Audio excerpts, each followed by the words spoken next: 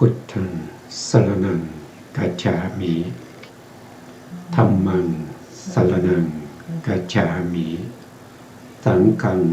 สรณังกัจฉามิกราบนมัสการพระมหาเถระพระสังฆาธิการพระเถรานุเถระสวัสดีท่านผู้ฟังและผู้ชมทุกท่านที่ติดตามในรายการศึกษาพระสัทธรรมเพื่อการพ้นทุกข์ครั้งนี้เป็นครั้งที่12ในเรื่องของสามัญญผลสูตรซึ่งอยู่ในทีฆนิกายศีลขันธวรรคซึ่งเป็นพระสูตรเล่มที่1ถ้าว่าโดยพระสูตรนี่เป็นเล่มที่1แต่ถ้าว่าโดยพระไตรปิฎกก็จะเป็นเล่มที่11เรื่องเกิดจากพระสูตรนี้เกิดจากการที่พระเจ้าอาชาติศัตรูได้ถามได้ตั้งคำถามพระพุทธองค์ในเรื่องของสามัญญผลที่จะเห็นได้ในปัจจุบันนี้ในพระพุทธศาสนานี้พระองค์สามารถที่จะบัญญัติได้ไหมเราก็รู้แล้วว่าพระพุทธองค์ก็ได้ตอบปัญหาไปแล้ว2ข้อนะครับที่สามารถบัญญัติได้แล้วก็พระเจ้าชาติศัตรูก็ถามว่าจะบัญญัติให้ยิ่งขึ้นไปได้ไหมพระพุทธองค์ก็ว่าได้แล้วพระพุทธองค์ก็แสดงในเรื่องของศีลนะครับก็มีศีลนี้เราเคยศึกษามาครั้งหนึ่งในพระสูตรแรกนะครับในทีฆนิกายพรหมชาลสูตรก็พูดถึงจุลศีลมัชฌิมศีลแล้วก็มหาศีล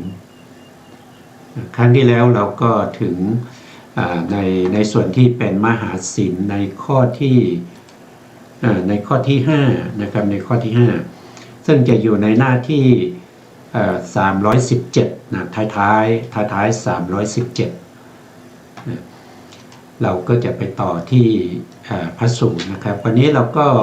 ได้รับเกียรติจากอาจารย์กันดาเช่นเคยนะครับจะมาสาธยายให้พวกเราฟังในเรื่องของสามัญญสูตรนะครับถ้าอาจารย์พร้อมแล้วก็เชิญเลยนะครับมหาศีลข้อที่5ภิกษุเว้นขาดจากการเลี้ยงชีพโดยทางผิดด้วยดีรฉานวิชาเช่นอย่างที่สมณพราหมณ์ผู้เจริญบางจำพวกฉันโภชนะที่เขาให้ด้วยศรัทธาแล้วยังเลี้ยงชีพโดยทางผิดด้วยดีรฉานวิชาปานนี้คือพยากรณ์ว่าจักมีฝนดีจักมีฝนแล้งจักมีพิกษาหารได้ง่ายจักมีพิกษาหารได้ยากจักมีความเกษมจักมีภัยจักเกิดโรคจักมีความสำราญหาโรคมิได้หรือนับคะแนนคำนวณนับประมวลแต่งกาบโลกยศาสตร์แม้ข้อนี้ก็เป็นศีลของเธอประการหนึ่ง 6. ภิกษุเว้นขาดจากการเลี้ยงชีพโดยทางผิดดีรฉานวิชา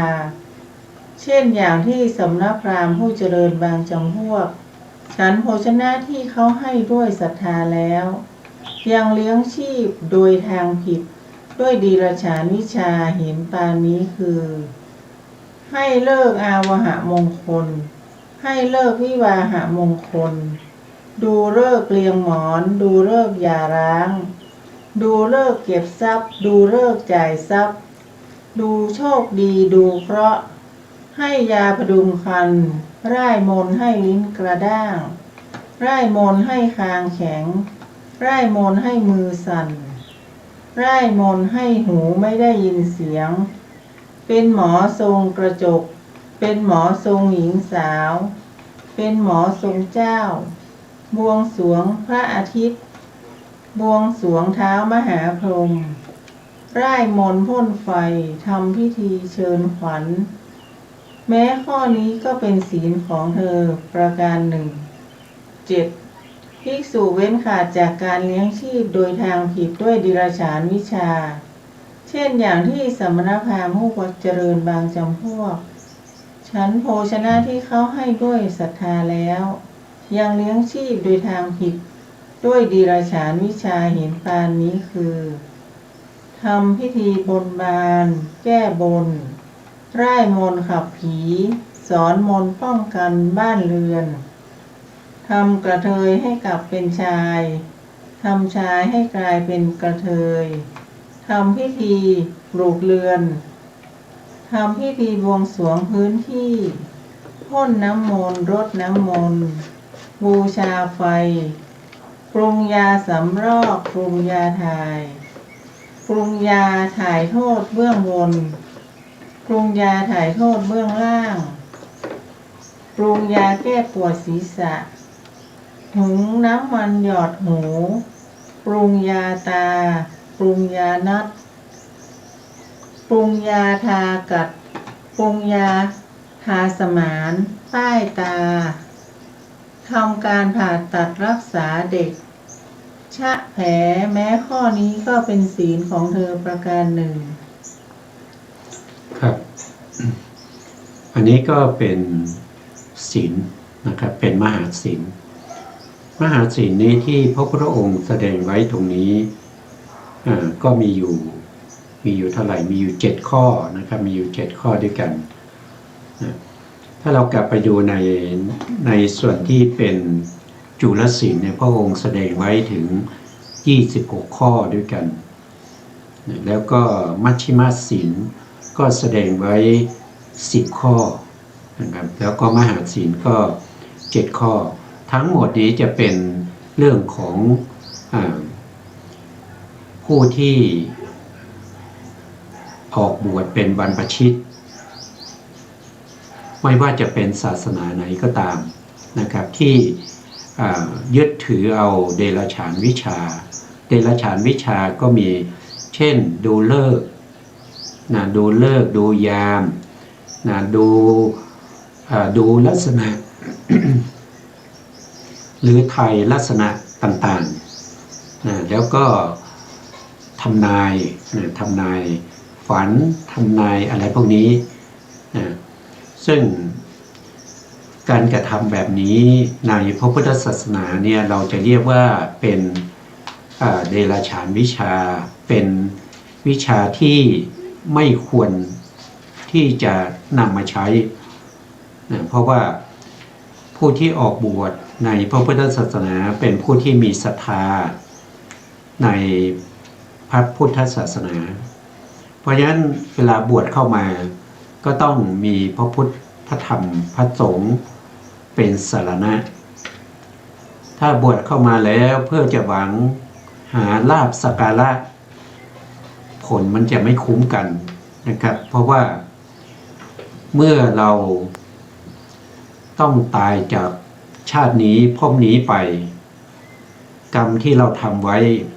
นะครับก็จะทำให้เราเนี่ยได้รับความทุกข์ยากในภพต่อไปถ้าเขาให้ผลในปฏิสนธิการก็คือผลนำเกิดเนี่ยเราก็ต้องไปเกิดในอบายเดรัจฉานวิชาเหล่านี้ก็นำไปเกิดในอบายเกิดเป็นเดรัจฉานได้นะครับเดรัจฉานก็มีมากมายนะครับไม่สามารถที่จะนับได้ว่าจะไปเกิดเป็นอะไรอย่างเช่นมดเนี่ยมดก็มีมากเหลือเกินไม่ว่ามดดำมดแดงนะครับมีมากมายหลายประเภทด้วยกันนะถ้าว่านกก็มีมากมายนะถ้าว่าโดยสุนัขก็หลายพันนะถ้าว่าโดยเสือสิงก็เยอะแยะนะครับก็สามารถที่จะไปเกิดเป็นสิ่งเหล่านั้นได้ถ้าไปเกิดเป็นสิ่งเหล่านั้นจะกลับมาเกิดเป็นมนุษย์มันยากนะครับมันยากมากไม่ใช่ง่ายๆนะครับเพราะว่าอะไรเพราะว่าเราไปเกิดเป็นพวกเป็นเดรัจฉานแล้วเนี่ยเราจะไม่มีโอกาสที่จะได้ทำบุญเลยนะยากนะครับที่จะได้ทำบุญเพราะเดรัจฉานเนี่ยไม่มีการท ำบุญทำกุศลนะครับไม่มีปัญญาไม่มีปัญญาไม่มีการไม่มีความนึกคิดที่จะให้เกิดเป็นบุญได้มีแต่นึกคิดถึงการเสพการเสพอะไรเสพหนึ่งก็คือกามคุณกามคุณหวังแต่จะกินให้อิ่มหวังจะแย่งชิงนะครับฆ่าฟันกันนะสัตว์ใหญ่ก็จะกินสัตว์น้อยนะอย่างปลาตัวใหญ่ก็จะกินปลาน้อยอย่างเงี้ยมันไม่มีโอกาสที่จะได้ทำบุญเลยนะอย่างมนุษย์เรานี้ถ้าเกิดมาเรายังมีโอกาสที่จะได้ทำบุญนะ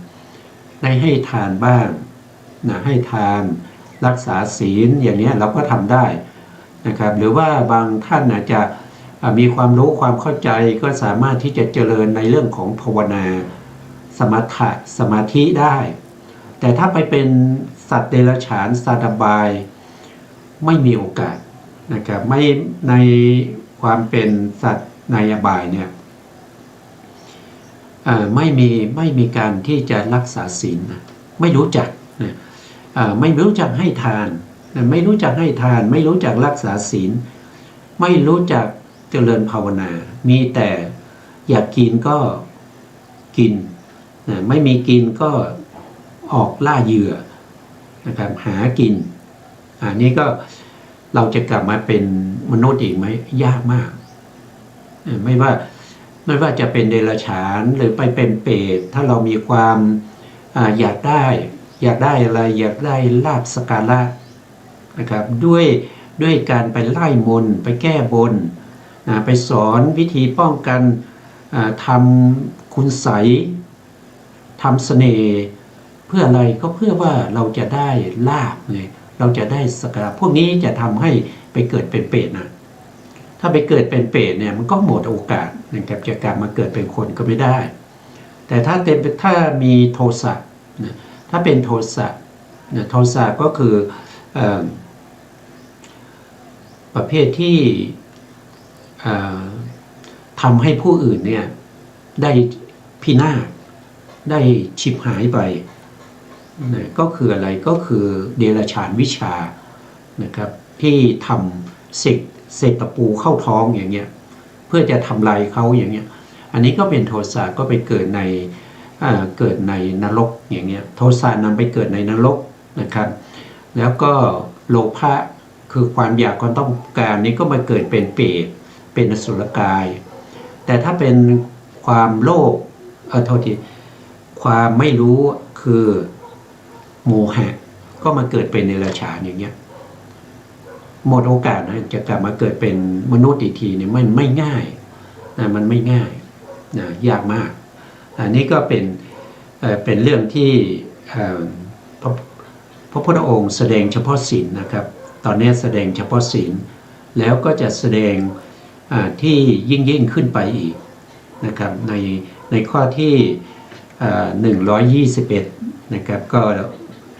เรียนเชิญอาจารย์กันดานะครับสาธยายต่อเลยนะครับมหาบพิตรภิกษุสมบูรณ์ด้วยศีลอย่างนี้ย่อมไม่ประสบภัยแต่ไหนเลยเพราะศีลสังวรนั้นเปรียบเหมือนกษัตริย์ผู้ได้มุรธาพิเศษกำจัดราชศัตรูได้แล้วย่อมไม่ประสบภัยแต่ไหนเพราะราชศัตรูนั้นมหาบพิตรภิกษุก็ฉันนั้นนั่นแลสมบูรณ์ด้วยศีลอย่างนี้แล้วย่อมไม่ประสบภัยแต่ไหนเพราะศีลสังวรนั้นภิกษุสมบูรณ์ด้วยอริยศีลขันธ์นี้ย่อมได้เสวยสุขอันปราศจากโทษในภายในมหาบพิตรภิกษุผู้ชื่อว่าเป็นผู้ถึงพร้อมด้วยศีลด้วยประการดังกล่าวมานี้แลจบมหาศีลครับอันนี้ก็พระพุทธองค์ได้แสดงถึงอานิสงส์อานิสงส์คือผลที่หลั่งมานะครับผลที่หลั่งมาจากการที่เรารักษาศีลนะครับตั้งแต่ศีล5อย่างเนี้ยศีล5ที่เรารักษาบริบูรณ์นะครับศีล8ศีล10ศีล227 พวกนี้ก็มีอานิสงส์อานิสงส์ก็คือทำให้เราเนี่ยไม่เกรงกลัวเมื่อเราเข้าสังคมเราไม่เคอะเขินเราสามารถจะเข้าสังคมทั้งไม่ว่าจะเป็นสังคมของผู้ดีนะครับข้าบดีนะสังคมของข้าราชการผู้ใหญ่หรือว่าจะเป็นสังคมของกษัตริย์อย่างเงี้ยเราก็เข้าได้ด้วยความองอาจนะไม่เคอะเขินไม่ต้องเป็นประเภทวัวสังหลัง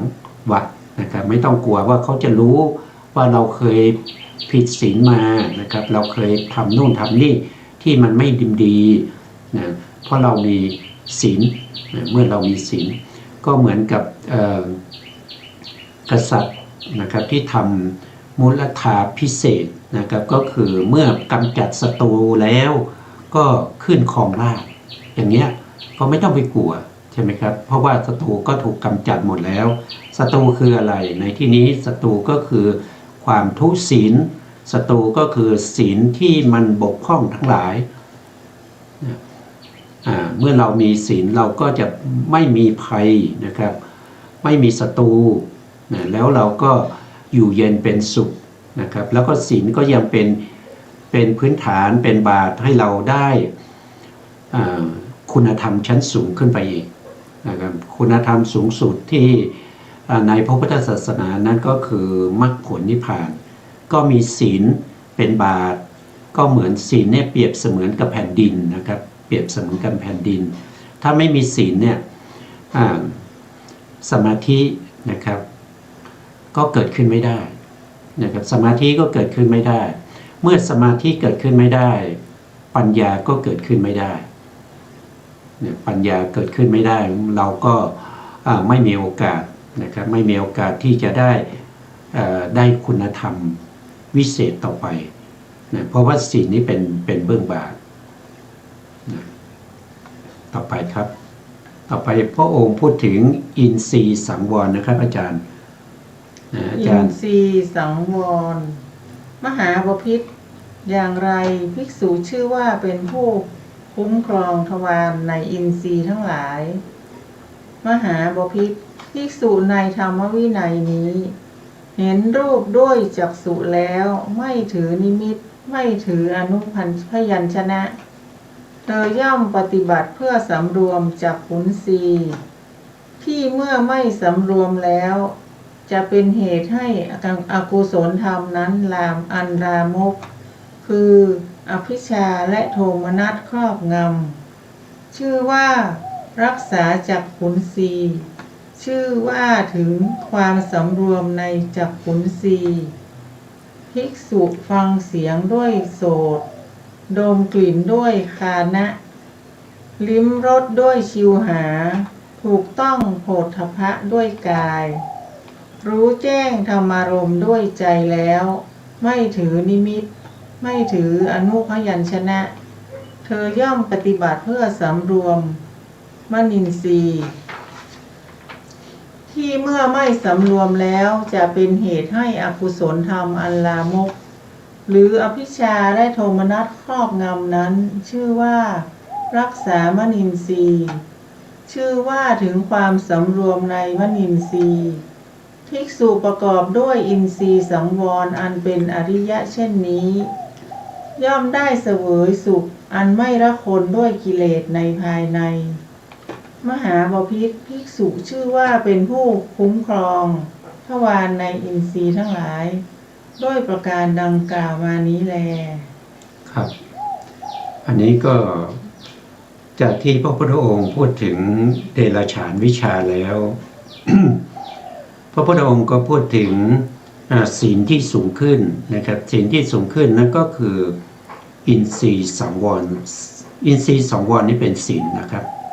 เป็นศีลหมวดหนึ่งนะอินทรีย์ก็จะมีอยู่ทั้งหมด6นะครับอินทรีย์6นะอินทรีย์6คืออะไร1คือเราต้องรู้ว่าคำว่าอินทรีย์คืออะไรอินทรีย์คือความเป็นใหญ่นะความเป็นใหญ่เป็นผู้ปกครองในสภาวธรรมที่จะเกิดใน ในทวารนั้นนั่นก็หมายถึงว่าอินทรีย์เนี่ยที่เป็นไปทางตาเนี่ยก็มีตาเป็นใหญ่ใช่ไหมครับมีตาเป็นใหญ่เราเรียกว่าเป็นจักขุนสีเราเรียกว่าเป็นจักขุนสีเพราะตานี้เป็นใหญ่ในการเห็นนะครับตาเป็นใหญ่ในการเห็นเราก็เรียกว่าเป็นจักขุนสีนะพระพุทธองค์ก็แสดงให้เราได้รู้ได้เข้าใจว่าเวลาเห็นนะครับเวลาเห็นเนี่ยตรงเนี้ยเห็นรูปด้วยจักษุแล้วไม่ถือนิมิตไม่ถืออนุพยัญชนะนิมิตคืออะไรนิมิตคือการเห็นเป็นรูปร่างสันฐานทั้งหมดนะครับอย่างเช่นเราเห็นคนเนี่ยเราก็เห็นเป็นทั้งตัวเลยนะครับเห็นมีอะไรมีหัวมีแขนมีขามีรูปร่างนะครับเราก็เข้าไปรู้ไปอีกว่าเป็นผู้หญิงผู้ชายไปอีกนะครับรู้ว่าเป็นพ่อเป็นแม่เป็นพระเป็นชีไปอีกคือดูทั้งหมดเนี่ยเราเรียกว่านิมิตนะเห็นด้วยความเป็นนิมิตนะพระพุทธองค์บอกว่าพระพุทธองค์ตรัสว่าการเห็นจักษุแล้วไม่ถือนิมิตก็คืออย่าเห็นเป็นนิมิตคืออย่าเห็นเป็นสัตว์เป็นบุคคลนะครับอย่าเห็นเป็นสัตว์เป็นบุคคลแล้วก็ไม่ถืออนุพยัญชนะอนุพยัญชนะก็คือเห็นเป็นส่วนๆอย่างเช่นเราเห็นแล้วตาสวยอย่างเงี้ยเราเห็นแล้วปากงามอย่างเงี้ยเราเห็นแล้วโอ้หน้าตาสวยนะครับเห็นรูปร่างงามมีแขนเรียวงามอย่างเงี้ยเห็นเป็นส่วนๆนี้เราจะเรียกว่าเป็นอนุพยัญชนะนะครับเห็นแขนเห็นฝ่ามือโอ้เห็นมือแล้วก็โอ้มือของคุณนี่สวยจังเลยนะนุ่มจังเลยโอ้มือของคุณเนี่ยดูแล้วเหมือนกับมือนางงามเลยสวยมากอย่างเงี้ยอันนี้ก็เป็นอนุพยัญชนะนะครับพระองค์ไม่ให้เห็นอย่างนั้นแล้วพระองค์ให้เห็นอย่างไรนะครับเธอย่อมปฏิบัติเพื่อความสำรวมจักขุนสีนะครับสำรวมหรือสังวรนี่แปลว่าปิดกั้นนะหมายถึงปิดกั้นอะไรก็ปิดกั้นอกุศลที่จะเข้ามาทางตาเช่นเห็นแล้วงามอย่างเงี้ยเห็นผู้หญิงก็งามผู้หญิงเห็นผู้ชายก็หล่ออย่างเงี้ยอย่าให้เห็นอย่างนั้นเลยนะครับด้วยการปิดกั้นอะไรปิดกั้นทางตาก็คือจักขุนสีนะที่เมื่อสำรวมแล้วเป็นเหตุให้ไม่สำรวมมาขอโทษทีที่เมื่อไม่สำรวมแล้วเป็นเหตุให้อกุศลอันลามกมีอภิชฌาโทมนัสครอบงำทวารนั้นได้เมื่อเราเห็นแล้วมันสวยมันงามเนี่ยก็แสดงว่าอกุศลที่เป็นอภิชฌานี่มันครอบงำอะไรครอบงำทวารทางตาของเราจิตที่เกิดขึ้นในทวารทางตาเนี่ยไม่ว่าจะเป็นปัญจขุทวารวิถีนะครับแล้วก็อาตีตะทวารวิถีคือวิถีทางใจที่เกิดสืบเนื่องมาจากการเห็นนั้นแล้วก็สมุหคานวิถีนามาคานวิถีแล้วก็อัฏฐคานวิถีเหล่านี้ที่เกิดขึ้นในทวารนั้นก็จะเป็นอภิชฌาโทมนัสนั่นก็คือหมายถึงเป็นอกุศลอันลามกเกิดขึ้นเมื่ออกุศลอันลามกเกิดขึ้นเป็นเหตุเป็นปัจจัยให้มีความอยากความต้องการในสิ่งที่เราเห็นแต่ถ้าเราไปเห็นในสิ่งที่เราเห็นแล้วเราไม่ชอบอย่างเงี้ยเราเห็นแล้วเราไม่ชอบก็เกิดเป็นโทมนัสเกิดเป็นโทสะขึ้นมาอีกนะเพราะสิ่งเหล่านี้มาจากไหนก็มาจากการเห็นไงมาจากตาตานี่เป็นจักขุนสีเป็นใหญ่ในการเห็นแต่การเป็นใหญ่ในการเห็นนะเวลาเห็นแล้วจะทำยังไงให้เกิดเป็นกุศลนั่นก็คืออย่าเห็นเป็นนิมิตอย่าเห็นเป็นอนุพยัญชนะให้เห็นเป็นอย่างไรให้เห็นตามสภาวะความเป็นจริงของการเห็น การเห็นแต่ละขณะนะเขาเห็นเฉพาะสีอย่างเดียวใช่ไหมครับจักขูวิญญาณที่อาศัยจักขูประสาทเกิดขึ้นเวลาเห็นเนี่ยเขาเห็นสีอย่างเดียวเขาเห็นสีอย่างเดียวนะครับเห็นสีแต่ละจุดแต่ละครั้งได้เพียงจุดเดียวสีจุดเดียวเท่านั้นเองเป็นจุดๆไปเราก็เห็นว่าการเห็นก็เป็นสภาวธรรมก็คือการเห็นสีนั่นเองไม่ได้เห็นอะไรไม่มีอะไรที่เป็นไม่มีอะไรที่เป็นสิ่งที่เราจะต้องเข้าไปยินดีพอใจเพราะว่าสีแต่ละขณะเนี่ยไม่มีใครนะครับถ้าเราเห็นตามความเป็นจริงนะเราก็ไม่ได้เห็นว่าสีนั้นสวยหรืองามหรือไม่สวยไม่งามเพราะในขณะที่เราเห็นเฉพาะสีเป็นจุดนะไม่ได้เห็นสีนั้นเป็นรูปร่างสันฐานไม่ได้เห็นว่าเป็นสีแดงสีเขียวสีดำแต่เห็นเฉพาะสีแต่ละขณะในวิถีจิตที่เกิดขึ้นถ้าเราเห็นอย่างนั้นตามความเป็นจริงได้เราก็จะละเสียซึ่งการเห็นแล้วก็ถือเป็นนิมิตถือเป็นอนุพยัญชนะที่จะเป็นเหตุให้เราเกิดความดีใจความเสียใจนะครับเป็นเขาเรียกว่าเป็นปิยรูปสาตรูปขึ้นมาหรือว่าปิยรูปสาตรูปอันนี้ก็คืออินทรีย์นะคือเป็นใหญ่เป็นผู้ปกครองในการเห็นอันนี้เรียกว่าเป็นจักขุนสีถ้าเป็นการฟังเสียงนะครับพระพุทธองค์ตรงนี้ที่เป็นไข่ปลาตรงนี้นะครับก็คือนำเอาข้อความพวกนี้มานะครับที่เมื่อไม่สำรวมเนี่ยตั้งแต่เนี่ยนะครับแต่พวกนี้เราเอามาเติมเลยนะครับเอามาเติมเลยเติมลงไปตรงนี้นะครับเมื่อฟังเสียงด้วยโส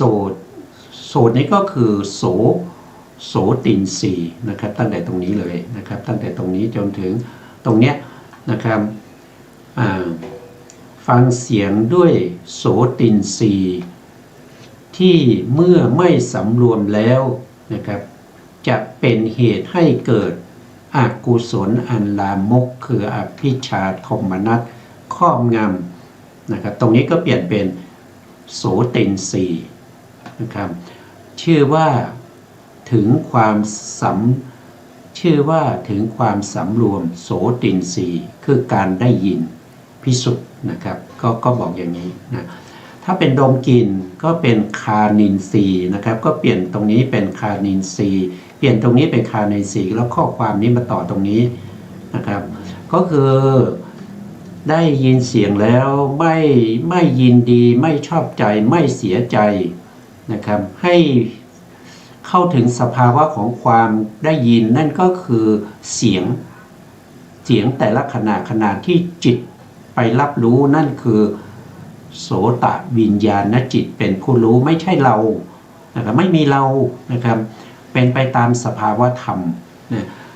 โสตินทรีย์รู้อะไรรู้สัทธารมณ์ก็ไม่ใช่เราโสตินทรีย์ก็ไม่ใช่เราแล้วก็มากลิ่นก็คานินทรีย์ก็ไม่ใช่เรานะคันธารมณ์ก็ไม่ใช่เราเป็นแต่สภาวะธรรมนะไม่ใช่สัตว์ไม่ใช่บุคคล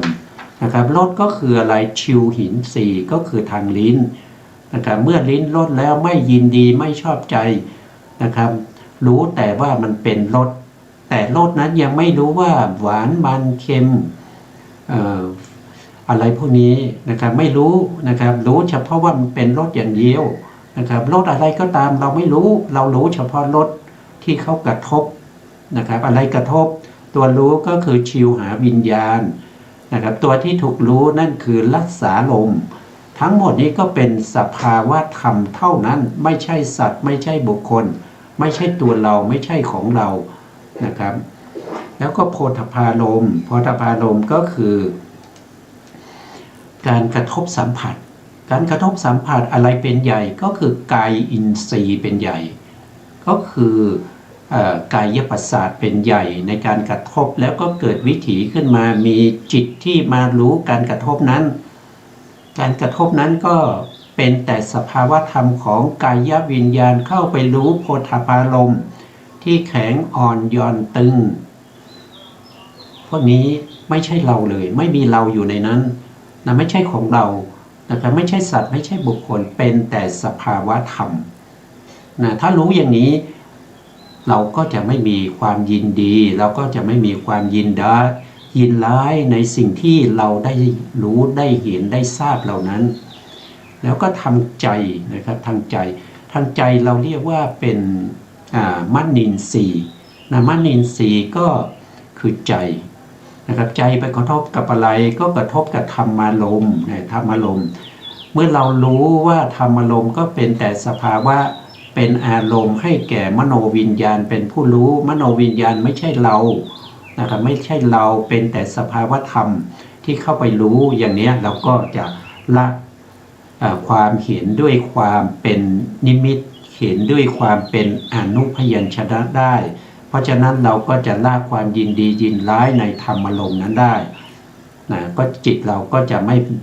ม่ถือมั่นไม่ยึดมั่นในนิมิตหรือว่าในอนุพยัญชนะนะเธอปฏิบัติเพื่อสำรวมอินทรีย์นะครับก็จะเป็นอย่างนี้เพราะถ้าเราสำรวมอินทรีย์แล้วเราก็จะละธรรมที่เป็นอกุศลอันลามกอะไรพวกนี้ได้นะครับจิตเราก็จะเป็นกุศลนะครับเพราะเรารู้ตามความเป็นจริงอันนั้นเป็นธรรมที่สูงสุดนะเรารู้ตามความเป็นจริงนะไม่ใช่เรารู้โดยสมมุติแต่เรารู้ความจริงที่เป็นโดยสภาวะวิเศษลักษณะเหล่านั้นนะครับอันนี้ก็อาจารย์ต่อนะครับมหาบพิตรอย่างไรภิกษุชื่อว่าเป็นผู้ประกอบด้วยสติสัมปชัญญะมหาบพิตรภิกษุในธรรมวินัยนี้ย่อมทำความรู้สึกตัวในการก้าวในการถอยในการแลในการเหลียวในการคู้เข้าในการเหยียดออกในการทรงสังฆาติบาทและจีวรในการฉันในการดื่มในการเคี้ยวในการลิ้มในการถ่ายอุจจาระปัสสาวะย่อมทำความรู้สึกตัวในการเดินการยืนการนั่งการหลับการตื่นการพูดการนิ่งมหาบพิตรภิกษุชื่อว่าเป็นผู้ประกอบด้วยสติสัมปชัญญะด้วยประการดังกล่าวมานี้แลครับอันนี้ก็มีอยู่2คำนะครับคำที่1ก็คือสติก็เป็นตัวระลึกได้นะครับหรือบางส่วนมากแล้วในพระไตรปิฎกเนี่ยท่านก็จะใช้คำว่าสติคือความไม่หลงลืมไม่ฟั่นเฟือนนะครับสตินะไม่ใช่ระลึกได้อย่างเดียวนะครับคือไม่หลงลืมด้วยไม่ฟั่นเฟือนด้วยสัมปชัญญะคือปัญญานะสัมปชัญญะคือปัญญาทีนี้สัมปชัญญะเนี่ยพระพุทธองค์ไม่ได้ใช้คำว่าสติปัญญาแต่ใช้คำว่าสัมปชัญญะสัมปชัญญะในที่นี้มีความหมายว่าสัมปชัญญะ4นะสัมปชัญญะ4คืออะไร1ก็คือต้องมีสาตกะสัมปชัญญะนั่นก็คือเวลาเราจะเราดูตรงนี้เวลาที่เราจะก้าวนะครับเราจะก้าวไปข้างหน้าหรือว่าถอยไปข้างหลังเนี่ยเราต้องรู้ว่าประโยชน์คืออะไรอันนี้คือสาตกะสัมปชัญญะต้องรู้ประโยชน์นะไม่ใช่ว่าอยากเดินก็เดินต้องรู้ว่ามีประโยชน์อะไรถ้าเราจะไปเนี่ยเราจะเดินไปเนี่ยมีประโยชน์อะไรเราจะทำอะไรเนี่ยมีประโยชน์อะไรอันนี้ข้อที่1นะครับข้อที่2ก็ต้องรู้ว่าสัพพยะสัมปชัญญะนั่นก็คือสะดวกสบายไหมเวลาเราจะเดินไปนะมันมีประโยชน์แล้วเรารู้ว่ามันมีประโยชน์แล้วเราจะไปเนี่ยมันสะดวกสบายไหมจะเดินไปหรือจะนั่งรถไปหรือจะทำยังไงที่มันจะสะดวกแก่เรานะครับไม่ทำให้เราเนี่ยลำบากอันนี้คือข้อที่2นะครับข้อที่3นั่นก็คือเวลาเราก้าวไปเนี่ยเรามีกรรมฐานไปไหมเรามีสมถะไหมนะเรามีสมถะไปไหม นะเรามีวิปัสสนาไปไหมนะแล้วก็ถอยกลับเนี่ยเราต้องมีกรรมฐานมาด้วยนะครับเวลากลับมาเนี่ยต้องมีกรรมฐานมาด้วยเวลาไปก็ต้องกรรมฐานไปด้วยอันนี้เรียกว่าเป็นโคจรสัมปชัญญะคือข้อที่3ส่วนข้อที่4เนี่ยสำคัญนะเขาเรียกว่าเป็นอสัมโมหะสัมปชัญญะอสัมโมหะสัมปชัญญะนี้ก็คือได้แก่เรารู้ไหมว่าเวลาที่ไปเนี่ยมันไม่ใช่เรานะมันไม่ใช่เรามันเป็นแต่สภาวะนะมันเป็นแต่สภาวะมันไม่ใช่สัตว์ไม่ใช่บุคคลเวลาเดินไปนะครับสภาวะธรรมในการเดินเนี่ยมันก็ไม่ใช่เรามันเป็นแต่สภาวะของเขาเรียกว่าเป็นจิตตชรูปอย่างหนึ่งนะครับที่เกิดจากจิตเป็นปัจจัยทำให้เกิดการเคลื่อนไหวร่างกายจิตไปทำยังไงให้ร่างกายเคลื่อนไหวก็คือจิตนั้นทำให้จิตตชรูปเกิดขึ้นจิตตชรูปนั้นคือวายโยธาตุคือธาตุลมเขาเรียกว่าจิตตชวายโยเกิดการหย่อนการตึงการสั่นการไหวการยกเท้าขึ้นได้การวางเท้าลงไปในขณะที่เรายกนั้นแสดงว่าเท้าข้างนั้นมันเบาอย่างเงี้ยมันเบามันถึงลอยขึ้นได้อีกข้างหนึ่งจะยกไม่ได้เพราะมันหนักใช่ไหมครับจะยกพร้อมกันไม่ได้นะครับพอข้างหนึ่งน้ำหนักตัวมันก็ต้องมีการถ่ายไปทางซ้ายทางขวาเวลาเราเดินถ้าสังเกตให้ดีนะเราก็จะรู้ถึงน้ำหนักที่เดี๋ยวก็มาขาซ้ายเดี๋ยวก็ไปขาขวา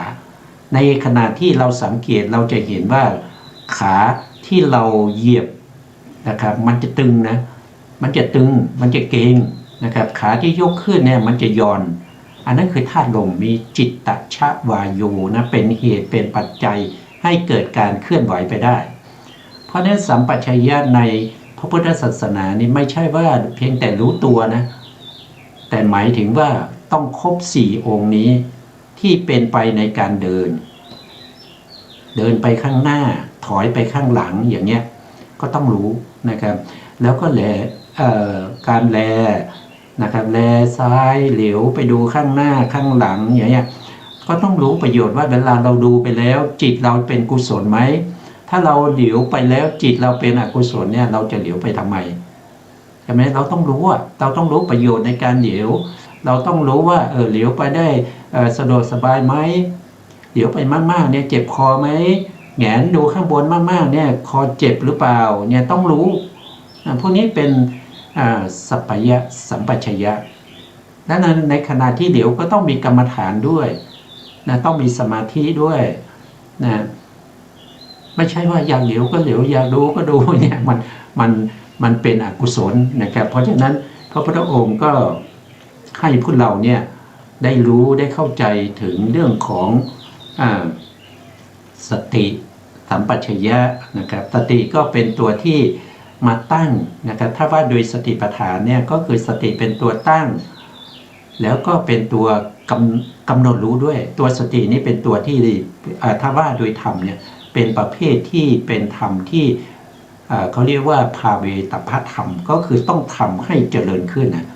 ปัญญาด้วยนะครับสัมปชัญญะเนี่ยปัญญาก็คือต้องทำให้เจริญขึ้น2ตัวนี้ต้องทำให้เจริญขึ้นนะครับแล้วก็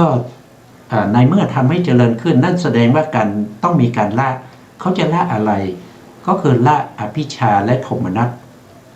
ละอภิชฌาและโทมนัสอันนั้นคือเป็นปหาตพธรรมที่ต้องละนะครับอันนี้ก็เป็นในทำมีสติแล้วก็สัมปชัญญะในฐานะทั้ง7นะครับฐานะทั้ง7ก็มี1ก็คือก้าวไปข้างหน้าถอยไปข้างหลัง2ก็คือการแลการเหลียว3ก็คือการคูการเหยียด4ก็คือการทรงคือนุ่งห่มจีวรและสังฆติทรงบาตรนะครับ5ก็คือการฉันการดื่มการเคี้ยวการลิ้มนะครับ 6ก็คือการถ่าย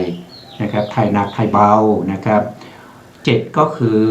การเดินการยืนการนั่งการนอนนะครับการตื่นการพูดการนิ่งพวกนี้เป็นฐานให้เกิดกุศลทั้งหมดนะแต่ฐานเหล่านี้ผู้ที่ไม่รู้ไม่เข้าใจก็เป็นฐานให้เกิดอกุศลนะไม่เมื่ออกุศลเกิดขึ้นเราก็มุ่งหน้าสู่ความทุกข์นะครับแต่ถ้ากุศลเกิดขึ้นเราก็มุ่งหน้าสู่ความสุข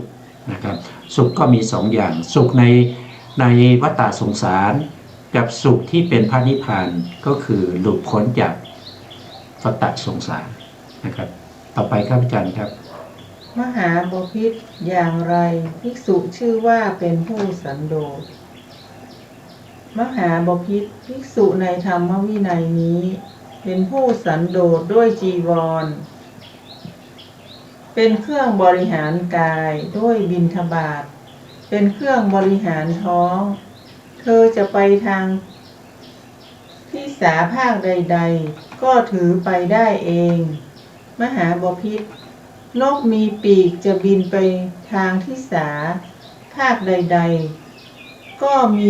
แต่ปีกของตัวเป็นภาระบินไปฉันนั้นภิกษุก็ฉันนั้นแลเป็นผู้สันโดษด้วยจีวรเป็นเครื่องบริหารกายด้วยบิณฑบาตเป็นเครื่องบริหารท้องเธอจะไปทางที่สาภาคใดๆก็ถือไปได้เองมหาบพิตรภิกษุชื่อว่าเป็นผู้สันโดษด้วยประการดังกล่าวมานี้แลครับอันนี้ก็เป็นเรื่องของสันโดษนะครับสันโดษก็คือมักน้อยนะสันโดษมักน้อยวิเวกนะไม่คุกคีอะไรพวกนี้เป็นธรรมที่เราเรียกว่าเป็นคาถาวัตถุสิบนะคาถาวัตถุสิบเนี่ยก็จะมีหนึ่งก็คือสันโดษมักน้อยวิเวกไม่คุกคีปราลบความเพียรมีศีลบริบูรณ์มีสมาธิแล้วก็มีปัญญามีวิมุตติมีวิมุตติญาณทัศนะทั้งหมดก็จะมีอยู่10อย่างนะครับถ้าภิกษุนะครับประพฤติตนนะครับเป็นผู้สันโดษในปัจจัยทั้ง4ปัจจัยทั้ง4ก็คือสันโดษแล้วก็มากน้อยนะครับในเรื่องของเครื่องนุ่งห่มทั้งหลายมีจีวรมีสังฆติอะไรพวกนี้นะ2ก็เป็นผู้มากน้อยสันโดษในเรื่องของอาหารบิณฑบาต3ก็เป็นผู้สันโดษในเรื่องของเสนาสนะที่อยู่ที่อาศัยกุฏิทั้งหลาย4ก็เป็นผู้ที่สันโดษในเรื่องของคิลนะเภสัชบริขารทั้งหลายก็คือยารักษาโรคทั้งหลายนั้นนะครับก็มีสันโดษ4อย่างนะครับถ้าเราสันโดษนะครับเราไม่ได้อย่างเช่นยกตัวอย่างเช่นนะครับในสมัยพุทธกาลนะครับในพระสูตรที่เราผ่านมาในเรื่องของพรหมชาลสูตรเนี่ยเราก็จะเห็นว่านักบวชนอกศาสนาเนี่ยเวลาที่เขาจะไปที่ไหนเนี่ยเขาต้องมีคนหาบหาบอะไรหาบเครื่องใช้ต่างๆนะครับพลุงพลังเต็มไปหมดแต่ในพระพุทธศาสนานี้พระพุทธองค์ให้สันโดษเพราะฉะนั้นในพระพุทธศาสนาเวลาภิกษุทั้งหลายจะเดินทางไปไหนเนี่ยก็จะมีเฉพาะอัฏฐบริขารทั้ง8เท่านั้นเองนะครับไม่ต้องมีอะไรนะครับก็ตัวเบาไปมาสะดวกนะครับไปทิศทางไหนก็ได้นะครับไม่เป็นห่วงในเรื่องของเครื่องนุ่งห่มทั้งหลายนะครับไม่เป็นห่วงในเรื่องของอาหารไม่เป็นห่วงในเรื่องของที่อยู่ที่อาศัยไม่เป็นห่วงในเรื่องของยารักษาโรคเป็นผู้ที่สันโดษมักน้อยวิเวกวิเวกไม่คุกคีปราลบความเพียรนะครับอันนี้ก็จะเป็นลักษณะอย่างนั้นนะครับต่อไปครับอาจารย์ครับภิกษุนั้นประกอบด้วยศีลขันธ์อินทรีย์สังวรสติสัมปชัญญะและสันโดษอันเป็นอริยะเช่นนี้แล้วย่อมเสพเสนาสนะอันสงัดคือป่าโคนไม้ภู ภูเขาซอกเขาถ้ำป่าช้าป่าชัดที่แจ้งลอมฟางในการภายหลังพัดเธอกลับจากบิณฑบาตแล้วนั่งขัดสมาธิตั้งกายตรงด้วยดำรงสติไว้เฉพาะหน้าเธอละความเพ่งเล็งในโลกมีใจปราศจากความเพ่งเล็งอยู่ย่อมชำระจิตให้บริสุทธิ์จากความเพ่งเล็งได้ละความประทุษร้ายคือพยาบาทไม่คิดพยาบาทมีความกรุณาหวังประโยชน์แก่สัตว์ทั้งปวงอยู่ย่อมชำระจิตให้บริสุทธิ์จากความประทุษร้ายคือพยาบาทได้ละถิ่นมิทธะแล้วเป็นผู้ปราศจากถิ่นมิทธะมีความกำหนดหมายอยู่ในที่แสงสว่างมีสติสัมปชัญญะอยู่ย่อมชำระจิตให้บริสุทธิ์จากถิ่นมิทธะได้ถีนมิทธะได้ละอุทธัจจะกุจจะเป็นผู้ไม่ฟุ้งซ่านมีจิตสงบอยู่ภายในย่อมชำระจิตให้บริสุทธิ์จากอุทธัจจะกุจจะได้ละวิจิกิจฉาแล้วเป็นผู้ข้ามวิจิกิจฉาไม่มีความคลางแคลงในกุศลธรรมทั้งหลายอยู่ย่อมชำระจิตให้บริสุทธิ์จากวิจิกิจฉาได้ครับถ้าอ่านตรงนี้แล้วเนี่ยเราก็รู้ว่าการละวิจิกิจฉานะครับวิจิกิจฉานี่เป็นความลังเลสงสัยนะลังเลสงสัยนี้มีกับปุถุชนทุกคนนะครับไม่มีใครไม่มีความลังเลสงสัยถ้าเป็นปุถุชนเนี่ยผู้ที่จะละวิจิกิจฉาคือความลังเลสงสัยได้อย่างบริสุทธิ์นะครับนั่นคือพระโสดาบันนะวิจิกิจฉาในที่นี้หมายถึงความลังเลสงสัยในเรื่องของพระพุทธเจ้าสงสัยในเรื่องของพระธรรมสงสัยในเรื่องของพระสงฆ์สงสัยในเรื่องของอริยสัจสี่ก็คือสงสัยในเรื่องของทุกขสมุทัยทุกขานิโรธทุกขานิโรธคามินีปฏิปทาแล้วก็สงสัยในเรื่องของขันอายตนะธาตุที่เราเคยมีมาแล้วในภพก่อนเนี่ยเราเคยมีขันมีอยู่5นะครับก็มีรูปขันธ์เวทนาขันธ์สัญญาขันธ์สังขารขันธ์วิญญาณขันธ์ในภพที่แล้วเราก็เคยมีมาแล้วก็ในภพนี้เราก็ยังมีอยู่นะแล้วก็ตายจากภพนี้ไปเราก็จะต้องมีอีกเพราะเรายังไม่ได้เป็นพระอรหันต์เรายังไม่ได้ปรินิพพานเนี่ยก็สงสัยอย่างเหล่านี้นะครับแล้วก็สงสัยในเรื่องของเหตุและผลนั่นคืออิทธัปปัจจยตาหรืออีกอย่างหนึ่งเราก็จะเรียกว่าเป็นปฏิจจสมุปบาทสงสัยสิ่งเหล่านี้เป็นวิจิกิจฉาถ้าใครยังเป็นปุถุชนอยู่ผู้นั้นจะต้องมีแน่นอนวิจิกิจฉานะครับไม่ใช่ว่าละได้นะครับอาจจะละได้เฉพาะเขาเรียกว่าละได้เป็นครั้งคราวนั่นเรียกว่าเป็นตัดทางฆ่าประหารเมื่อเราได้ศึกษาได้เล่าเรียนเรามีศรัทธาฟังเราก็ได้เข้าใจนั่นก็ละได้เป็นครั้งแต่ถ้าจะละให้หมดไปได้ในจิตตสันดานนั่นก็คือละด้วยความเป็นพระโสดาบันวิจิกิจฉาในละได้ด้วยความเป็นโสดาบันแล้วก็ผู้ที่จะละทิฏฐิอีกตัวหนึ่งโสดาบันเนี่ยละทิฏฐิได้อีกตัวทิฏฐิคือความเห็นผิดความเห็นผิดก็มีมากมายเราก็ได้ศึกษามานะครับศึกษามาจากพรหมชาลสูตรในทิฏฐิ62พวกนั้นก็เป็นทิฏฐินะครับทิฏฐิเหล่านั้นละได้ด้วยโสดาบันโสดาบันเกิดขึ้นเนี่ยเราก็จะละทิฏฐิได้เช่น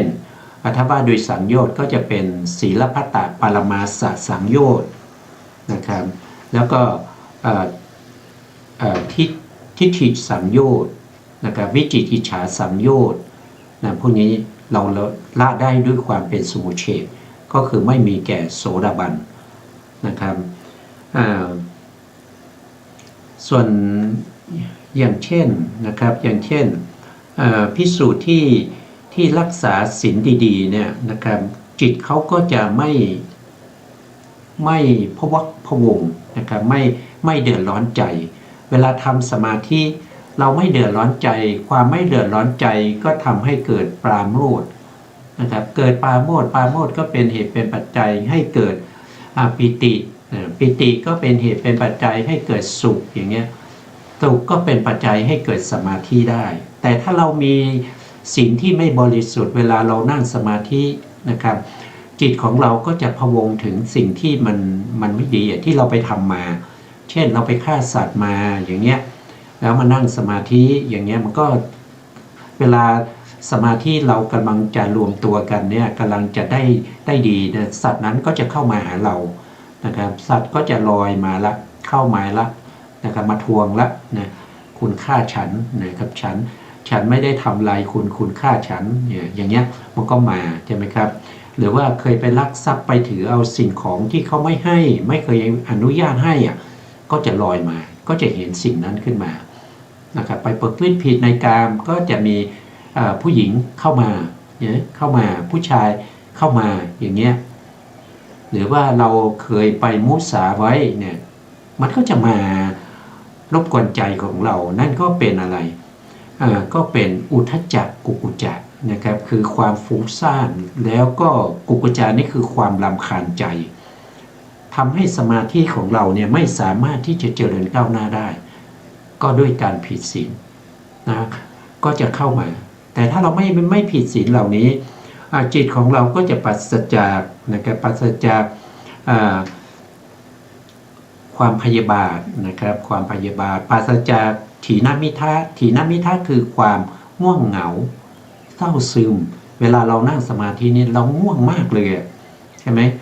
ถีนมิทะนี่เป็นตัวที่ทำให้เราเกิดความง่วงเกิดความเกียจค้านนะอยากจะหลับอย่างเงี้ยนะถ้าเรามีสตินะครับเรามีสติเรามีสัมปชัญญะถีนมิทะเข้าไม่ได้นะครับถ้าเรากำหนดด้วยสติสัมปชัญญะแล้วก็มีวิริยะนะครับความพยายามก็กำจัดถีนมิทะได้บางทีก็แสงสว่างนะครับถ้าเรากำลังง่วงเนี่ยนั่งอยู่กำลังง่วงเนี่ยถ้าเราหันหน้าไปทางที่แสงสว่างจ้าเนี่ยก็ทำให้เราละถีนมิทะได้เหมือนกันนะแล้วก็อุทธัจจะกุกุจจะนะอุทธัจจะคือความฟุ้งซ่านกุกุจจะคือความรำคาญใจอุทธัจจะคือฟุ้งซ่านไปในเรื่องต่างๆนะครับไม่อยู่ในอารมณ์ที่เรากำหนดนะครับกุกุจจะก็คือรำคาญใจในกุศลที่เรายังไม่ได้ทำโอ้วันนั้นเราน่าจะให้ทานนะทำไมเราใจดำไม่ให้ทานอย่างเงี้ย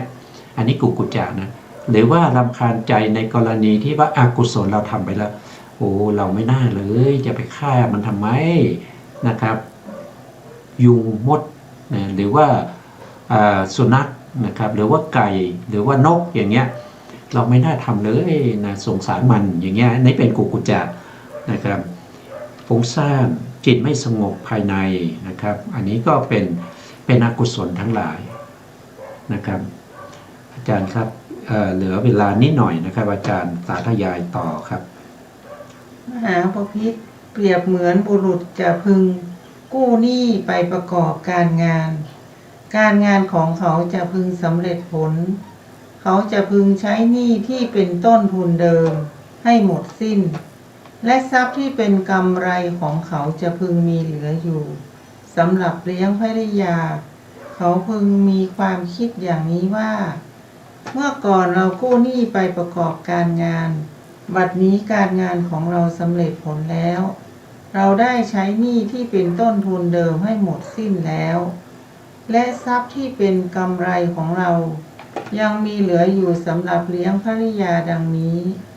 เขาจะพึงได้ความปราโมทย์ถึงความสมนัสมีความไม่มีหนี้เป็นเหตุฉันใด มหาบพิตรเปรียบเหมือนบุรุษจะพึงเป็นผู้มีอาพาธถึงความลำบากเจ็บหนักบริโภคอาหารไม่ได้และไม่มีกำลังกายสมัยต่อมาเขาพึงหายจากอาพาธนั้นบริโภคอาหารได้และมีกำลังกายเขาจะพึงคิดอย่างนี้ว่าเมื่อก่อนเราเป็นผู้มีอาพาธถึงความลำบากเจ็บหนักบริโภคอาหารไม่ได้และไม่มีกำลังกายบัดนี้เราหายจากอาพาธนั้นแล้วบริโภคอาหารได้และมีกำลังกายดังนี้เขาจะพึงได้ความปราโมทย์ถึงความโสมนัสมีความไม่มีโรคเป็นเหตุฉันใดครับวันนี้ก็เอาไว้แค่นี้นะครับเพราะว่าวันนี้เวลาเราหมดแล้วนะครับเราก็จะพบกันใหม่ในครั้งต่อไปนะครับวันนี้เวลาหมดก็หมดเวลานะครับก็อำลาไปก่อนนะครับสุดท้ายนี้ขอกราบขอบพระคุณพระครูสมุทรวิศวัตรวรกิจโจผู้อำนวยการ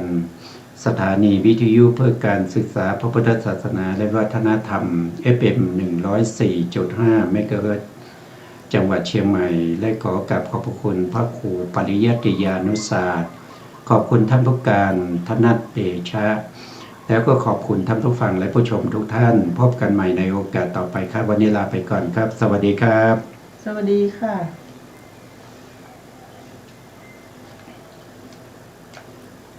ในยานชั้นสูง